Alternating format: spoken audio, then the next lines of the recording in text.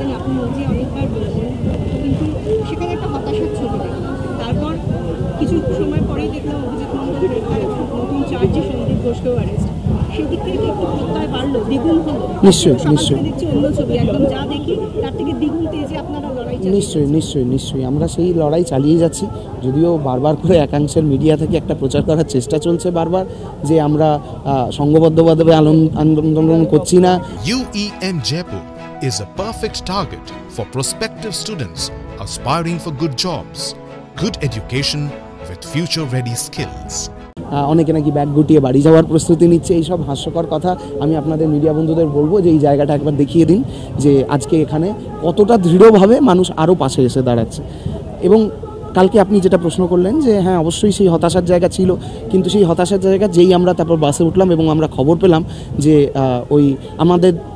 আমরা যে প্রথম থেকে যেটা বলে আসছি যে অভয়ার মৃত্যু কোনো বিচ্ছিন্ন ঘটনা নয়, এটি একটি প্রাতিষ্ঠানিক মার্ডার। এখানে একটা ইনস্টিটিউশনাল মার্ডার, এটা প্রাতিষ্ঠানিক হত্যা। এর মধ্যে অনেক মানুষ জড়িত আছেন এবং তদন্ত যত এগোবে তত আরও নাম এর সাথে জুড়তে থাকবে। আমাদের সেই ভরসা আছে, যার জন্য আমরা মাটি কামড়ে 36 দিন ধরে আন্দোলন করছি। আমাদের এই আন্দোলনের মধ্যে কোনো রাজনৈতিক উদ্দেশ্য নেই, বিভিন্ন মহল থেকে যাই প্রচার চলুক কোনো রকম উদ্দেশ্য নেই, যেটা মুখ্যমন্ত্রী নিজেও বলেছিলেন এবং সেটার আমরা তীব্র হতাশা এবং আমাদের আপত্তি জানিয়েছিলাম সেই কথায়। উনি বলেছিলেন যে বিচার নয়, এরা চেয়ার চায়।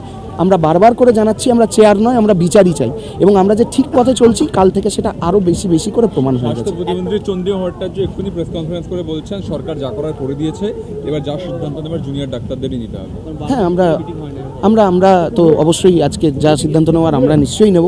আমরা আজকে আবার জিবি মিটিং করব, তারপর আপনাদেরকে ফর্মাল প্রেস কনফারেন্স আজকেও অবশ্যই করা হবে। কুণাল ঘোষ তিনি আবার একটা অডিও ক্লিপ বার করে বলছেন আপনারা সংঘবদ্ধ নেই, আপনাদের মধ্যেই মতের অমিল দেখা যাচ্ছে। একটা ফোন মানে আপনাদের একটা টেলিফোনিক কনভারসেশন যেখানে মানে কেউ চাইছেন মিটিং হোক, কেউ বলছেন না কোনোভাবেই নয়, এই ধরনের একটা ভিন্ন মত। আচ্ছা, উনি কোথা থেকে এই ভিডিও পেলেন বা কী করে কী হয়েছে আমার ঠিক এক্স্যাক্টলি জানা নেই। আর যে ভিডিও বা অডিও ক্লিপটির কথা আপনি বলছেন সেটা আমি অ্যাটলিস্ট পার্সোনালি এখনও দেখিনি। আর আমার কথা হচ্ছে যে মানে এটা এরকম কোনো ভুল ধারণায় থাকার কোনো জায়গাই নেই। যেখানে এতজন মানুষ আছে সেখানে মতের অমিল নিশ্চয়ই হবে, কিন্তু আমরা এই মতের অমিলের প্রত্যেকে সবকটা জিনিস নিয়ে প্রত্যেক মুহূর্তে আলোচনা করছি।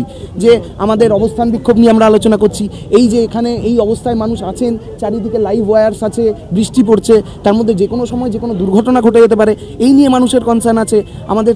আমাদের যে কর্মবিরতির প্রশ্নে সেই নিয়ে মানুষের মধ্যে বিভিন্ন মত আছে, সেখানে বিভিন্ন মতের মধ্যে আমরা সেই আলোচনা করে সুষ্ঠুভাবে একটাই ডিসিশন নিই।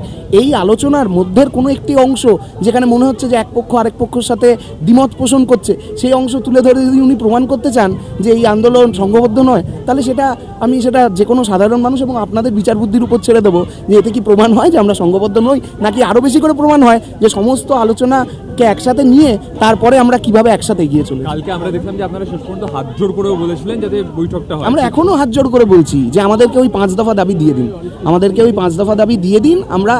আমরা আর কিচ্ছু চাই না, আমাদের কোনো রকম কোনো গোপন এজেন্ডা কিচ্ছু নেই, সবাই আপনারা জানেন। জাস্ট 5টি দফা দাবি নিয়ে আমরা এই জিনিসটা কন্টিনিউ করছি। 5 দফা দাবি আমাদেরকে দিয়ে দিন। রাজ্যের মানুষ, আমাদের সবাই ডাক্তারি ছাত্রছাত্রী, সাধারণ মানুষ, সবার মনে একটু শান্তি আসুক।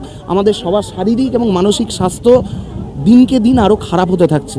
এই যে বিচারহীন 34, 35, 36 এই দিনগুলো বাড়তে যে এই জায়গায় গিয়ে পৌঁছাচ্ছে, আমরা কেউ এখন আর সুস্থ নেই। পুরো রাজ্যের একটা ডাক্তারদের দরকার পড়ছে, ডাক্তারি দরকার পড়ছে। পরবর্তী সিদ্ধান্ত নিয়ে কোনো পরিকল্পনা হয়েছে? আমরা জিবি মিটিং করবো, তারপর জানাবো আপনাদের। 4জন পুলিশ আধিকারিক শীর্ষ স্তরের এখন সিবিআই স্ক্যানারে ওসি তালা ছাড়াও, এটা নিয়ে কিছু বলবেন? আপনারা তো বলছেন যে আরও অনেকে নাকি পুলিশের জড়িত। এটা আমরা যেটা একটু আগেই বললাম, যে আমাদের যে সন্দেহ, সেই সন্দেহকেই এই জিনিসটা আরও পোক্ত করছে বলে মনে হয়।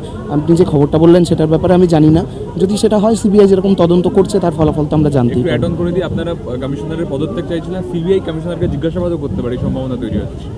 এটা অবশ্যই এটা একটা সিগনিফিক্যান্ট ডেভেলপমেন্ট আমি বলবো।